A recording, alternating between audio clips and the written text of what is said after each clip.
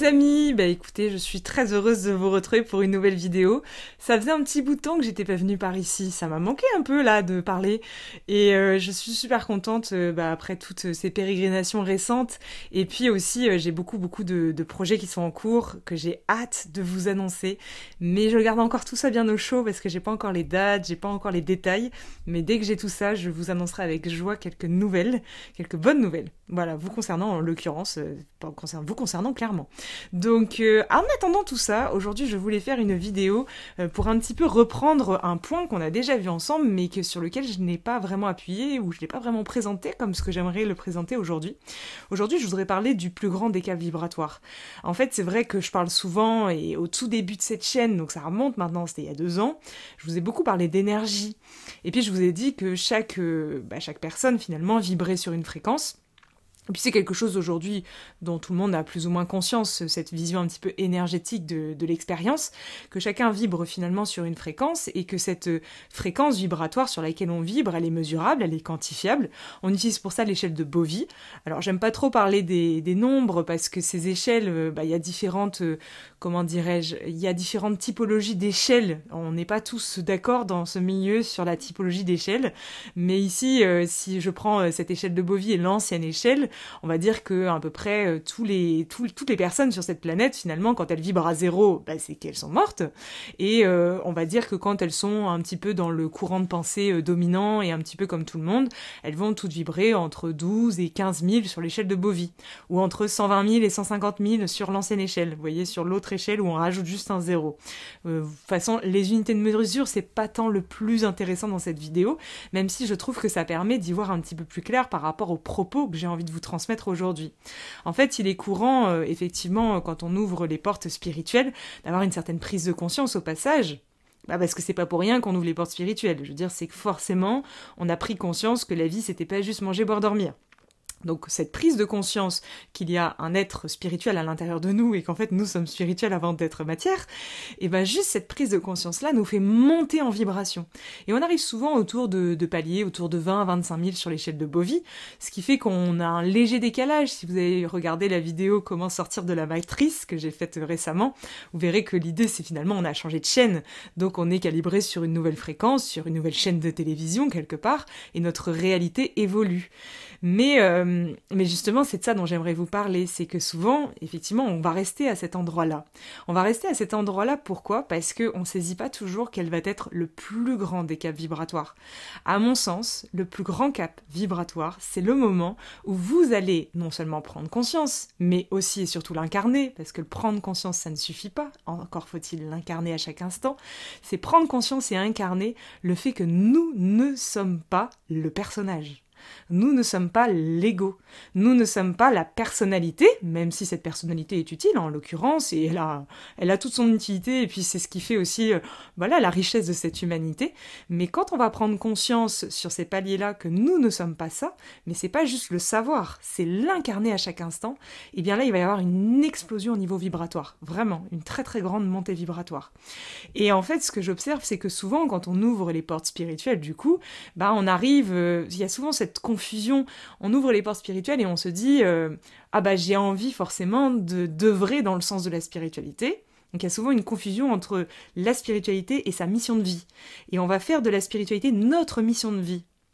Et c'est comme ça que souvent on va se retrouver chaman, thérapeute, énergéticien, sophrologue, tous ces métiers-là qui sont dans l'aide à autrui, l'aide à la personne. Surtout qu'il est courant que quand on ouvre les portes spirituelles, ce qui va, entre guillemets, changer dans notre regard que l'on porte sur la vie, c'est que souvent on a envie de se mettre au service. On a envie d'aider les autres. Et c'est quelque chose de très humain, et c'est quelque chose qui se retrouve beaucoup dans cette première bascule intérieure, dans ce premier réveil intérieur. Et donc souvent, là, l'ego va être assez rusé, parce qu'il va commencer à s'immiscer dans le champ spirituel, et il va commencer parfois à nous faire croire que on doit se mettre au service à travers cette profession, même si pour certaines personnes, c'est vraiment le cas, donc c'est pas le cas pour tout le monde, mais toujours est-il, j'en arrive à la conclusion, c'est que du coup, derrière, on va développer des missions en lien avec ça. Et puis, il est courant que sans le vouloir, parce que ça fait partie du chemin, sans le vouloir, on va s'identifier à ces nouveaux petits costumes qu'on vient de se créer. Donc si c'est un costume de chaman, si c'est un costume d'énergéticien, un costume de prof de yoga, un costume de médium, un costume de canal qui réceptionne des messages, etc., etc. Cela n'enlève rien que, effectivement, il y a des personnes qui font ça très bien. C'est pas le sujet ici, hein, c'est pas le sujet de bien ou de mal. Ici, c'est le sujet vraiment que, inconsciemment, on va rapidement s'identifier à ce rôle. Et c'est comme ça qu'on retrouve souvent des personnes qui nous disent « je canalise, j'entends, je te fais un soin, je te donne de l'énergie, je te guéris, je t'aide ». Et il y a cette notion inconsciente du jeu qui fait quelque chose. Mais en fait, derrière cette illusion que c'est le jeu, c'est-à-dire le petit moi qui va faire quelque chose, bah finalement, l'énergie qu'on va utiliser, ça va être notre énergie vitale. Et c'est assez courant dans ces milieux-là de se rendre compte au bout d'un certain temps qu'on est extrêmement fatigué. Par exemple, quand on est dans ces milieux d'aide à autrui, d'aide à la personne et du soin holistique au sens large, bah, il peut être assez courant d'être assez fatigué et de se dire sans cesse qu'on récupère les entités ou ou les bagages, ou les substances énergétiques des personnes qui viennent nous voir. Et en fait, pourquoi est-ce qu'on les récupère? Parce que tout simplement, c'est le petit moi, c'est cette identification inconsciente au personnage qui fait qu'on récupère tout ce qui passe, en fait. C'est tout simplement ça. Et en fait, le souci, c'est qu'on va s'identifier à ça inconsciemment, parce que à travers ces professions, entre guillemets, ou ces missions-là, eh ben, on a beaucoup d'attention d'autrui. En fait, c'est vrai que puisque on est un guérisseur, puisqu'on est un chaman, puisqu'on est tous ces métiers-là un peu, ben, on est au centre de l'attention. Il y a des personnes qui viennent nous voir pour recevoir de l'aide. Donc ça nous confère inconsciemment, hein, je dis toujours, hein, ça nous confère une forme, un sens finalement, ça nous donne un sens dans notre vie et ça nous confère quelque part une mission qu'on va s'inventer et à laquelle on va s'identifier aussi. Voilà. Et en fait, le problème, c'est que vu qu'on est au centre de l'attention, eh ben, on récupère beaucoup d'énergie. Parce que quand on va voir un thérapeute et qu'on est mal et qu'on est sans cesse en train de lui dire « s'il te plaît, est-ce que tu aurais une solution ?» ou un médium qu'on lui demande de voir dans notre avenir ou tirer des cartes pour savoir ce qu'on va devenir, bah en fait, inconsciemment, on lui donne beaucoup d'attention à ce moment-là. Et en fait, de l'attention, c'est de l'énergie. Et donc, il est courant que quand on vient s'identifier à ça, bah c'est très difficile après de se désidentifier. Parce que c'est une manière inconsciente de récupérer l'énergie. Et en fait, du coup, c'est pour ça que j'appelle ça le plus grand décap vibratoire, que de se rendre compte que nous ne sommes pas le costume. Non seulement s'en rendre compte, mais en plus l'incarner, c'est encore autre chose, n'est-ce pas? Donc se rendre compte, l'intégrer, l'incarner. 3 étapes clés. C'est pas juste prendre conscience d'eux, hein. Et ben ça pour moi, c'est la porte qui va commencer à nous amener vers une élévation intérieure. C'est prendre conscience à chaque instant que ça guérit à travers moi, que ça agit à travers moi, que ça fait à travers moi, et que je suis quelque part un ustensile au service d'eux. Et puis, bien sûr, dans ce milieu, il est facile de le dire. Le dire, c'est facile. L'incarner, c'est encore autre chose. Donc c'est vrai qu'on parle beaucoup en ce moment sur les réseaux, je vois beaucoup de choses tourner autour de la fausse humilité ou des choses comme ça. C'est vrai que c'est très intéressant parce que, bien sûr, l'ego dans ses multiples ruses, le personnage dans ses multiples ruses, va bien sûr se couvrir de lumière, ou se couvrir d'un langage, que j'appelle moi le langage de lumière, pour faire comme si c'était bon. Mais en fait, ce que je vous invite ici, les amis, à faire, c'est tout simplement à le vivre. Parce qu'en fait, quand vous allez vivre cette élévation intérieure, vous ne pourrez jamais la remettre en question. Quand on vit quelque chose de l'intérieur comme ça, il y a un moment, bien sûr, l'ego il s'immisce et il s'immiscera toujours, et c'est son rôle, et c'est marrant. Mais il y a un moment, il y a cette force qui monte à travers nous, et en fait, on ne peut plus ne pas... Enfin, je veux dire, on peut plus se laisser berner, en fait. Voilà, c'est tout. Il y a un point de bascule. Mais tant qu'on n'a pas franchi ce point de bascule-là, bah, il est courant de divaguer d'un courant à l'autre et effectivement, bah, de chercher toujours à l'extérieur une bonne parole ou une bonne personne ou quelqu'un qui serait éveillé qui pourrait nous guider et donc, du coup, de ne pas regarder à l'intérieur ce qui est en train de se produire. Bah, imaginez que à chaque instant, l'idée ici, c'est de prendre conscience de l'espace à l'intérieur de nous qui joue le rôle de nous. Et qui croit qu'il a besoin d'aide, qui croit qu'il a besoin d'écoute, qui croit qu'il a besoin de se reconnaître dans les autres ou je ne sais quoi pour pouvoir évoluer. Et en fait, quand on prend conscience de ça, vraiment, c'est hallucinant. Et donc c'est pour ça que sur cette chaîne, je passe mon temps à parler de ça. Parce qu'en fait, c'est vraiment le point de départ. Si ça, c'est pas intégré, et ben on va comme ça aller chercher à l'extérieur tout simplement, et on va commencer à prendre le chemin à l'envers, c'est-à-dire on va commencer à aller voir par exemple tout le plan cosmique, tout le plan sociétal, avant d'avoir pris conscience de la scène qui se joue à l'intérieur. Comment voulez-vous aller jouer le jeu à l'extérieur si vous n'avez pas déjà conscience du jeu à l'intérieur? Et donc ici, c'est vraiment une clé que je vous transmets ici avec joie, et je vous souhaite vraiment de ne pas vous arrêter à prendre conscience qu'il y a un personnage, parce que cela ne suffit pas.